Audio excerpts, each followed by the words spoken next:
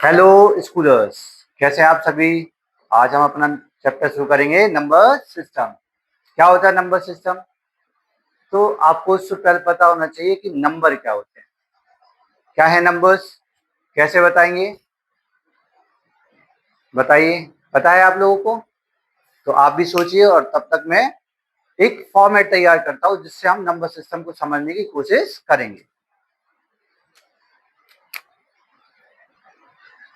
आप सोचते रहिए, तब तक हम क्या करते हैं, नंबर सिस्टम को बनाने की कोशिश करेंगे। तो नंबर सिस्टम में सबसे पहले हम लोग पढ़ते हैं नंबर क्या होते हैं। क्या है नंबर्स, क्या सिग्निफाई करते हैं, इसके बारे में जानेंगे। नंबर्स क्या पढ़ना है कि नंबर क्या होते हैं और वो हमारी उनकी सिग्निफिकेंस क्या होती है। सिग्निफिकेंस क्या है नंबर्स की। इसके बाद हम लोग पढ़ेंगे क्लासिफिकेशन क्या है, नंबर को कैसे कैसे क्लासिफाई करना है और नंबर क्या सिग्निफाई करेंगे, यही हम लोग इसमें पढ़ने जा रहे हैं। तो करेंगे क्लासिफिकेशन।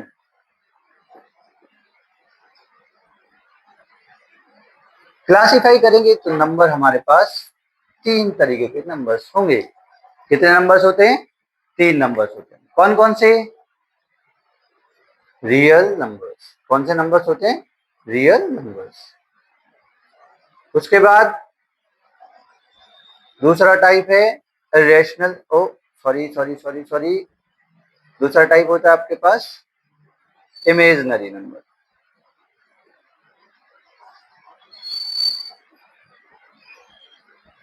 और एट द लास्ट फाइनली हमारे पास है कॉम्प्लेक्स नंबर।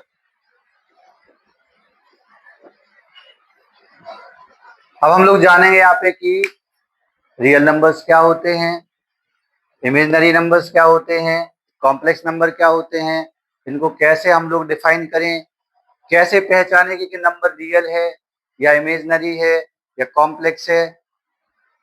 ठीक, उसके बाद फिर हम रियल नंबर्स पे पहुंचेंगे, रियल का क्लासिफिकेशन कैसे करते हैं।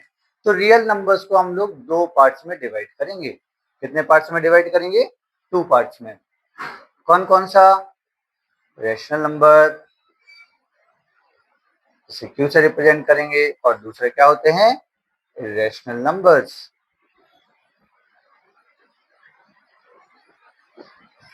अगर हम थोड़ा सा हिंदी में बात कर लेते हैं, क्योंकि हमारे पास तो सभी बच्चे हैं, हिंदी वाले भी हैं, इंग्लिश वाले भी हैं। तो नंबर सिस्टम को हम क्या बोलते हैं? संख्या पद्धति, है ना, संख्या पद्धति। फिर क्या पढ़ना है? संख्याएं क्या हैं, संख्याएं क्या होती हैं, संख्याएं क्या हैं और उनका महत्व क्या होता है। क्या पढ़ेंगे? संख्याओं का महत्व क्या है ना।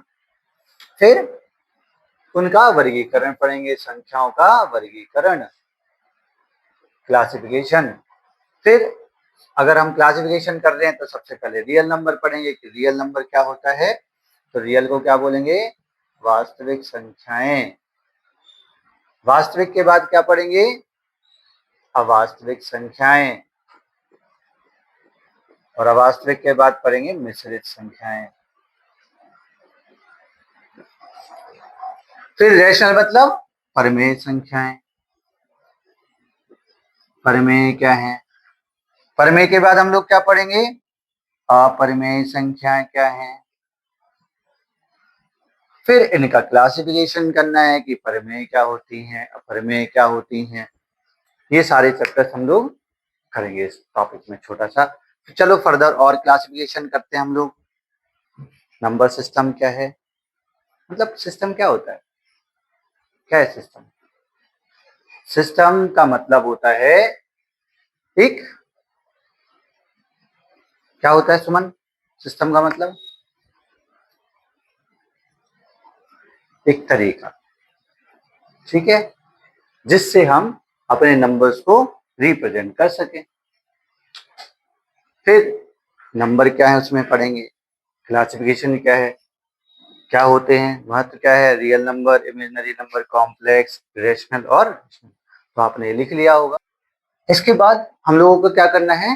क्लासिफिकेशन करना है रेशनल नंबर्स को या रियल नंबर्स को। सबसे पहले हम लोग करेंगे रियल नंबर्स का classification. Real numbers, real numbers मतलब वास्तविक संख्याएं।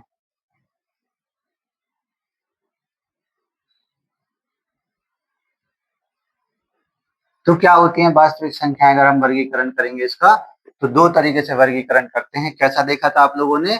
एक देखे थे रैशनल, परिमेय, और दूसरे क्या देखे थे? इरेशनल और अपरिमेय।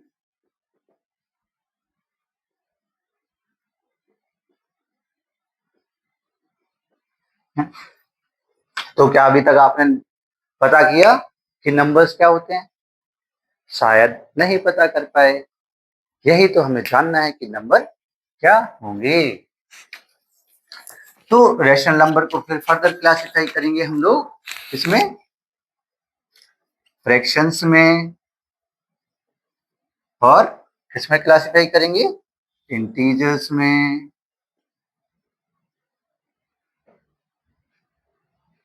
मतलब भिन्न में, और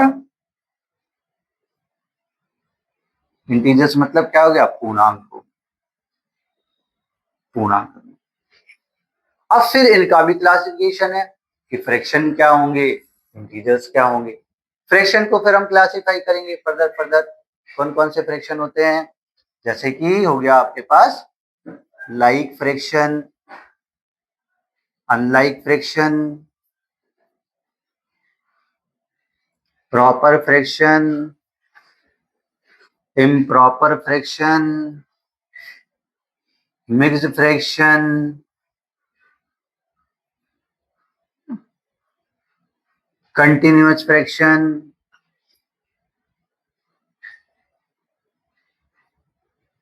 तो ये फ्रैक्शन के कुछ छोटे मोटे टाइप थे। यूनिट फ्रैक्शन एक और फ्रैक्शन होता है। कौन सा फ्रैक्शन? Unit fraction. और भी है, और भी फ्रैक्शंस होते हैं जिनको हमें समझना है। इंटीजर्स का भी क्लासिफिकेशन करते हैं अगर फर्दर, तो इंटीजर भी हमारे पास तीन तरीके के होंगे। कौन कौन से इंटीजर्स होंगे? पहला होगा पॉजिटिव इंटीजर्स। कौन से? Positive integers. फिर होंगे जीरो इंटीजर्स। फिर क्या होंगे? Negative integers. मतलब धनात्मक पूर्णांक, शून्य पूर्णांक और ऋणात्मक पूर्णांक। ये तीन तरीके के पूर्णांक होते हैं। ठीक है, फिर हम इनको भी फर्दर क्लासिफाई कर लेते हैं कि इंटीजर्स में क्या होगा, जीरो और पॉजिटिव को मिला के क्या बनेगा। तो चलो एक बार फिर से हम देखते हैं। रियल नंबर्स को दो पार्ट्स में डिवाइड करते हैं, रैशनल और इरेशनल नंबर। रैशनल नंबर क्या होते हैं? फ्रैक्शन और इंटीजर्स। फ्रैक्शन क्या है? Unit, like, unlike, proper, improper, mixed और कंटिन्यूअस फ्रैक्शन। फिर क्या आते हैं? इंटीजर्स। इंटीजर कौन से होंगे? पॉजिटिव, जीरो और नेगेटिव। ठीक है, और अपने पास दूसरे कौन से नंबर है? Irrational number. क्या कभी देखा है इरेशनल नंबर कैसा होता है? सोचा है इनकी रिप्रेजेंटेशन के बारे में? ये कैसे रिप्रेजेंट होते हैं? नंबर लाइन पे कैसे रिप्रेजेंट होंगे? तो इसको भी हमें करना है रिप्रेजेंटेशन, नंबर कैसे। क्या कभी सोचा है कि जैसे क्या, देखो हम वन कैसे लिखते हैं? हम वन ऐसे लिखते हैं। अच्छा, लेकिन ये तो रोमन में हो गया। हम लोग कैसे लिखते हैं? वन ऐसे लिखते हैं, है ना। अभी आपको मैं समझा रहा हूं, ये क्या है? ये भी वन है। मायन में वन कैसे लिखते थे? इजिप्टियन में वन कैसे लिखते हैं? तो अभी मैंने आपको पहले ही क्वेश्चन दिया था कि नंबर क्या है, कैसे रिप्रेजेंट करेंगे नंबर को, है ना। तो एक तरीका है नंबर को रिप्रेजेंट करने का। तो आपने सोचा नंबर क्या है? पूरी क्लास नंबर नंबर नंबर और नंबर। ठीक है, फिर आपने लिख लिया होगा। हम लोग क्या पढ़ेंगे बेटा? इंटीजर्स पढ़ेंगे, पूर्णांक पढ़ेंगे, है ना। पूर्णांक बेटा कितने तरीके के हमारे पास? तीन तरीके। कौन कौन से? पहला है नेगेटिव, जीरो और पॉजिटिव। जीरो और पॉजिटिव है ना, ये जीरो हो गया और ये पॉजिटिव हो गया, 1 2 3 4 एंड सो ऑन। क्या अब सोचो, क्या हम पॉजिटिव इंटीजर्स में और जीरो इंटीजर्स में कोई सिमिलरिटी है? नहीं है ना। इधर पे चलते हैं, -1 -2 -3 -4 and so to infinity minus infinity. तो अगर मैं पूछूं इनमें जो पॉजिटिव नंबर है, इनमें सबसे बड़ा नंबर कौन सा है, सबसे बड़ा इंटीजर्स क्या है, बता सकते हो? अच्छा, सबसे छोटा पॉजिटिव इंटीजर बता सकते हो? बोलो बोलो, बता सकते हैं छोटा वाला। तो सबसे छोटा पॉजिटिव इंटीजर कौन सा होता है? 1 है ना। और सबसे बड़ा पॉजिटिव नेगेटिव इंटीजर कौन सा है? -1 है। सबसे बड़ा इधर जाने पर माइनस इनफिनिटी बड़ा होता है क्या? -4 -100। माइनस में नंबर जितना हम नीचे जाएंगे, अब जैसे समझो कि मैंने राहुल से कुछ पैसे लिए, तो मैं तो माइनस में चला गया, ऋणात्मक हो गया। तो माइनस में मैं जितना ज्यादा रहूंगा उतना ज्यादा छोटी वैल्यू हो गई मेरी। तो यहाँ पे सबसे छोटी, सबसे कम छोटी कौन सी है? -1। तो यही सबसे बड़ा नेगेटिव नंबर हो गया, है ना। तो अब इन दोनों को मिला देते हैं, जीरो और पॉजिटिव को क्या बोलेंगे? Whole number. क्या बोलते हैं बेटा? Whole number. तो होल नंबर किससे बनता है? जीरो से। और जो पॉजिटिव नंबर होते हैं इनको काउंटिंग नंबर, इनको बोलते हैं नेचुरल नंबर। क्या बोलते हैं? Natural number. प्राकृतिक संख्याएं। क्या बोलेंगे? प्राकृतिक या प्राकृत संख्याएं।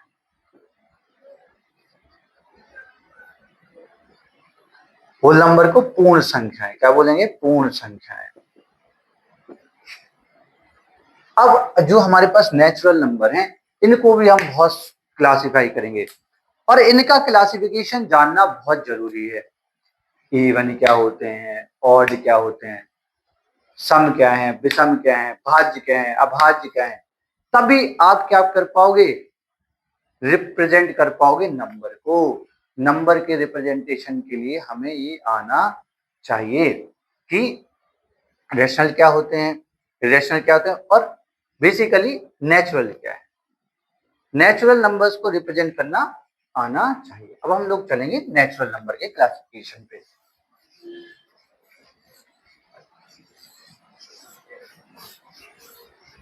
नेचुरल नंबर का क्लासिफिकेशन क्या है? नेचुरल नंबर्स कौन कौन सी? प्राकृतिक संख्याएं।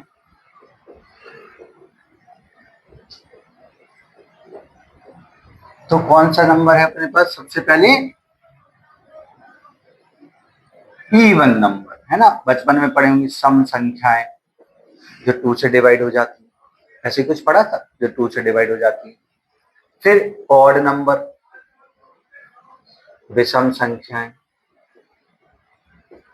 अगर मैं पूछूं आपसे, इवन नंबर को कैसे रिप्रेजेंट करते हैं?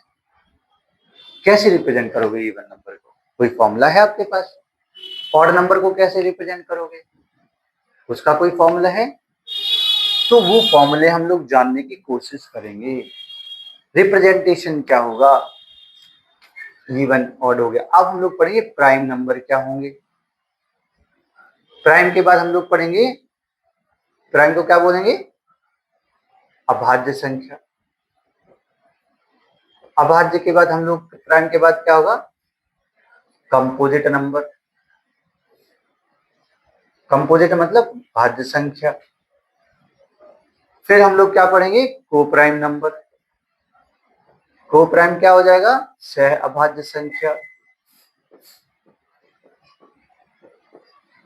उसके बाद हम लोग क्या पढ़ेंगे सहभाज्य के बाद? Twin prime number. ठीक है, ट्विन प्राइम क्या होंगे? फिर हम लोग क्या पढ़ेंगे बेटा? परफेक्ट नंबर, परफेक्ट संख्या। तो हमारे पास नंबर्स का बहुत बहुत बहुत बहुत बहुत बड़ा क्लासिफिकेशन। हम नंबर को बहुत ज्यादा क्लासिफाई कर सकते हैं।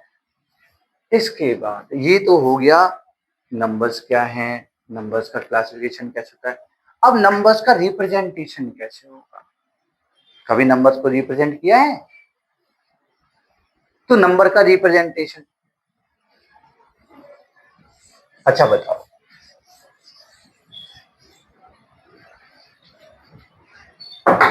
ये क्या लिखा मैंने, बताओ ये क्या लिखा? क्या है? नहीं पता। ये है 10। 10 ऐसा? ये 10 कैसे, बताओ ऐसे कैसे 10 होगा? ये है मिस्र की भाषा में 10, लेकिन हम 10 कैसे लिखते हैं बेटा? हम तो ऐसे लिखते हैं, या हम लोग ऐसे लिखते हैं। नहीं बताते। तो और कैसे लिखते 10? और 10 ऐसे लिखते। तो अभी भी अपने पास वही क्वेश्चन है कि नंबर क्या है ना? तो हम लोग थोड़ा सा चलेंगे रिप्रेजेंटेशन की तरफ। Representation of numbers, representation of number.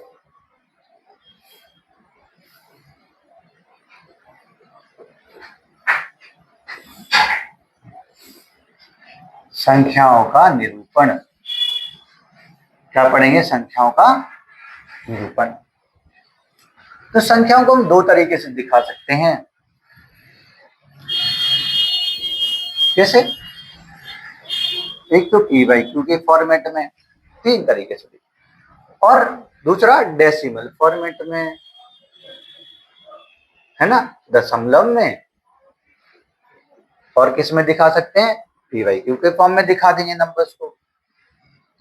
और इसी दोनों चीजों को हम, एक होता है नंबर लाइन, संख्या रेखा, नंबर लाइन, नंबर लाइन पे रिप्रेजेंट करना है। जैसे कि नंबर लाइन क्या होती है? एक लाइन खींच दो और इसको बीच में 0 लगा दो। नंबर लाइन मतलब इंटीजर्स की तरह, है ना। अब इसके राइट हैंड साइड पे क्या होगा? सारे के सारे पॉजिटिव नंबर आएंगे, और इसके लेफ्ट हैंड पे क्या आएंगे? सारे के सारे नेगेटिव नंबर आएंगे। इन्हीं को रिप्रेजेंट करना क्या कहलाएगा? नंबर लाइन, संख्या रेखा कहलाएगी। क्या कहलाएगी? संख्या रेखा। तो संख्या रेखा पे कैसे रिप्रेजेंट करेंगे? सोचो, दशमलव को तो आप दिखा दोगे, पी वाई क्यू को दिखाओगे, लेकिन आप एक इरेशनल नंबर को कैसे दिखाओगे? एक इरेशनल नंबर को इस नंबर लाइन पे कैसे रिप्रेजेंट कर पाओगे? बता सकते हैं इसको? इसी को समझना है हमें। ठीक है बच्चों, तो फिर हम फिर से आगे बढ़ते हैं अपने नए कंसेप्ट की तरफ।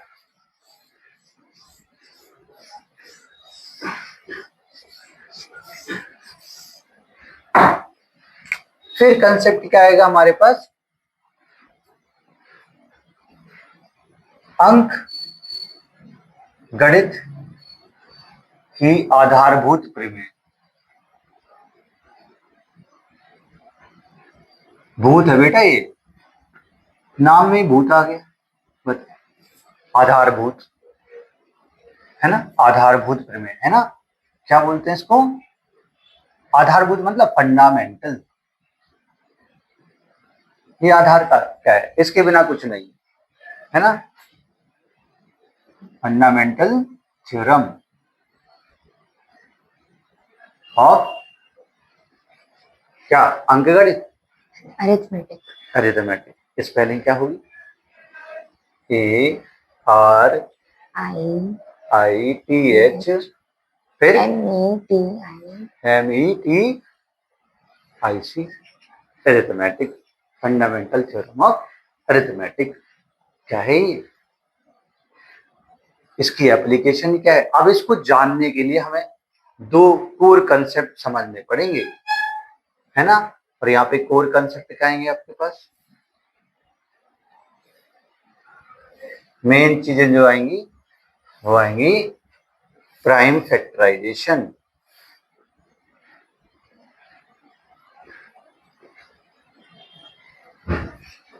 प्राइम फैक्टराइजेशन होगा, अभाज्य गुणनखंड। क्या करना है हमें?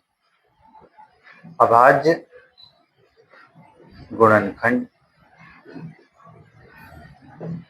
और दूसरा क्या पता होना चाहिए? फैक्टर्स, गुणज।